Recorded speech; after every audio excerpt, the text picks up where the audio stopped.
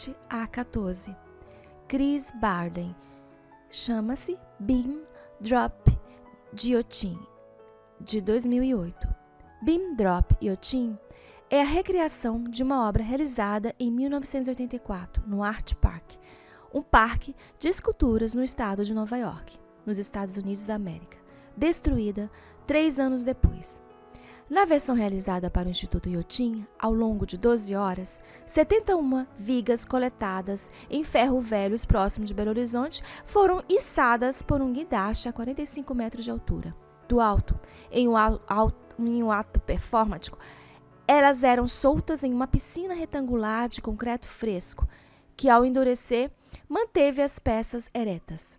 O padrão aleatório da escultura é formado pela combinação do controle de Chris Barden, por meio das orientações do artista, a violência e o acaso provocado pelo peso do material na queda.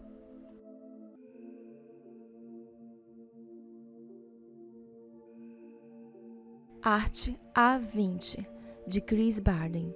Beehive Bunker, de 2006.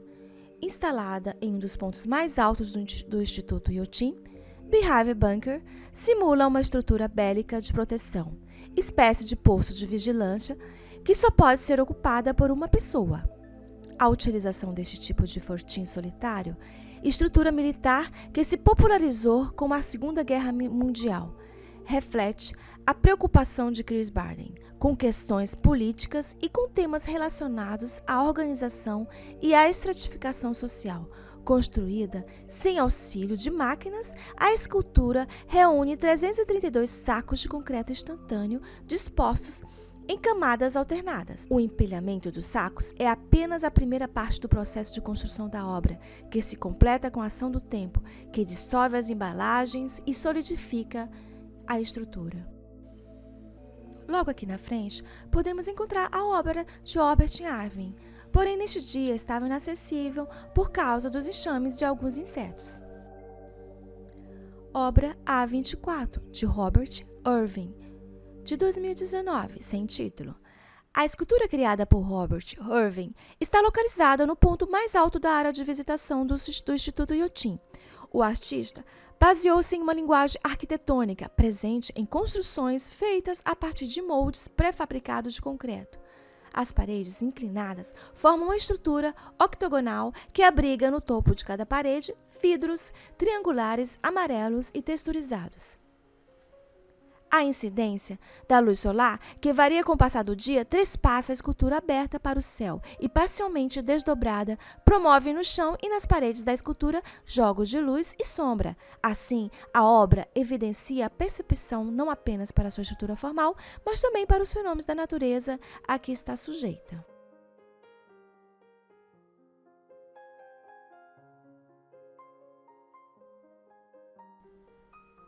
A obra A25, de Rômulo Vieira Conceição. Denomina-se: o espaço físico pode ser um lugar abstrato, complexo e em construção, de 2021. A produção de Rômulo Vieira Conceição parte da sobreposição de elementos presentes em espaços públicos e privados. Nela, objetos e arquitetura são reorganizados, fundindo ambientes a fim de causar deslocamentos simbólicos e funcionais. Esta obra foi criada com base em uma pesquisa de campo realizada pelo artista em cidades mineiras. Nela, percebemos a justaposição de arcos, cúpulas, parede, grades, andaimes, quartinhas e frontões, de modo a expressar valores sobre a história da arte e da arquitetura.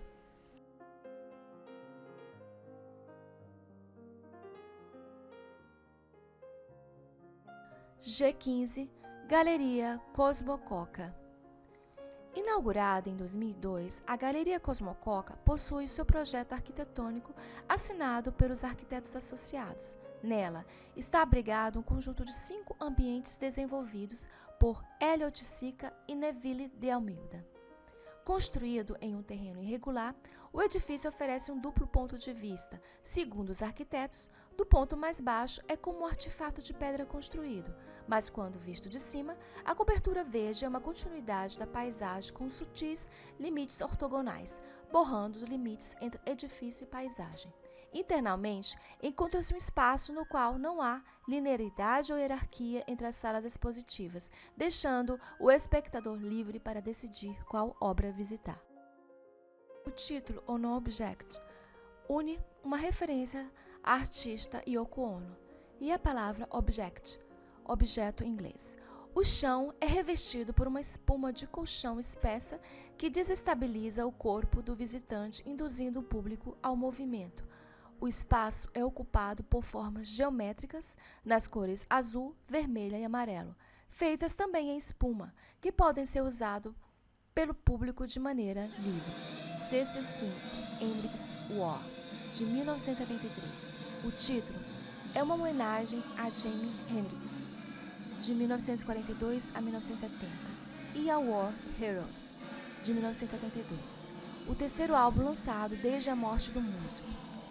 A capa do disco, com interferências feitas com macoquilagens, é projetada nas paredes e no teto da sala, enquanto a trilha sonora reproduz as 9 músicas da obra de Hendrix.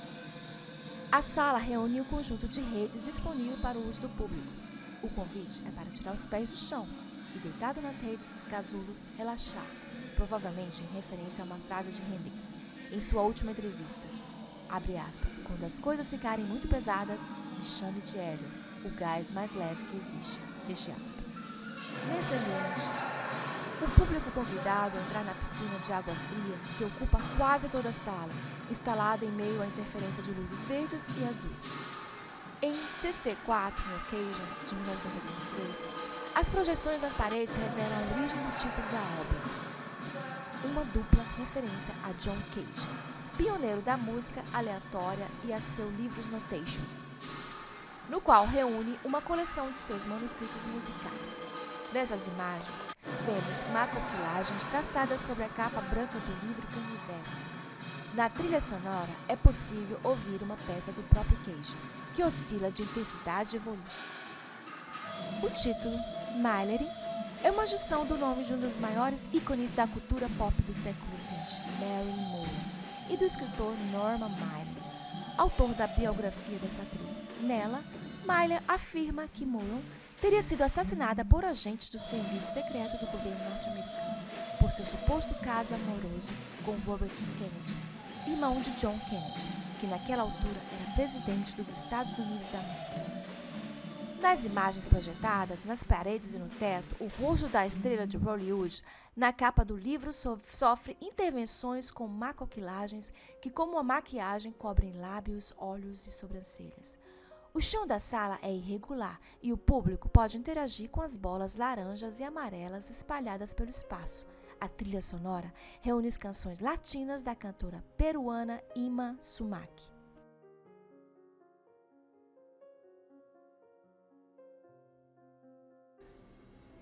G19, Cristina Iglesias. Vegetation Room Yotin, de 2010 a 2012. É uma obra concebida especificamente para uma clareira na mata do Instituto Yotin, como definiu a artista. Abre aspas. Construí uma sala vegetal sem teto, a céu aberto, no meio da floresta, com paredes de aço inoxidável, que refletem a natureza e, portanto, desaparecem, se camuflam, fecha aspas.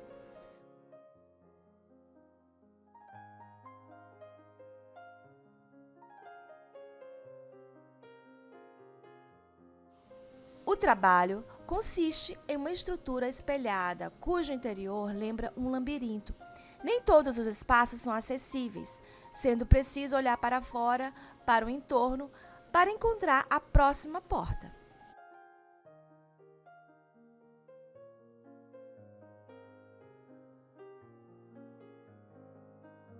A relação entre escultura e arquitetura permeia a produção de Cristina Iglesias e serve como ponto de partida de seus trabalhos, que tem como referências a literatura fantástica do século XIX e a ficção científica.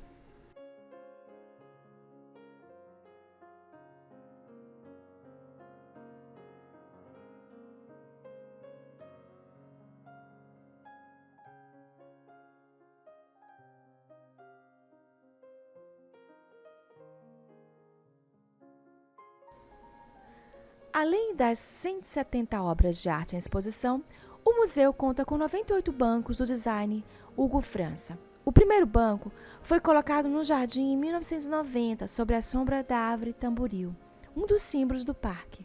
Os bancos são feitos de troncos e raízes de pequi vinagreiro, árvore comum na Mata Atlântica, que são encontradas caídas ou mortas na floresta. Hoje é o nosso último dia aqui em Inhotim. E amanhã estaremos indo para outro destino durante esse passeio de 2 semanas pelo sul de Minas. Acompanha a gente, se inscreva no canal para saber qual é.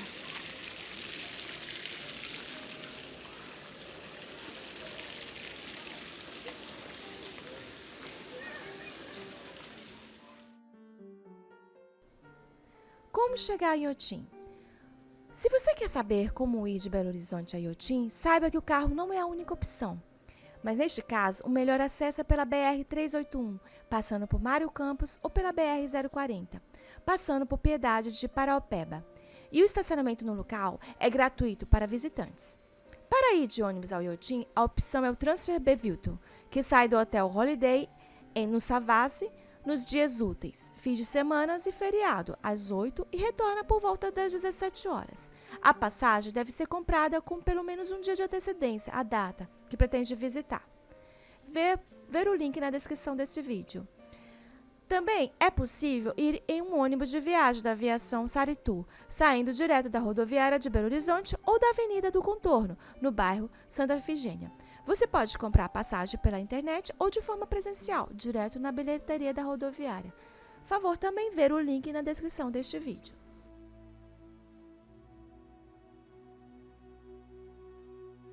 Ai, eu tô cansada de ver coisas que eu não entendo nada. O que é isso aqui? Não sei. A casa da bruxa, pode ser, né?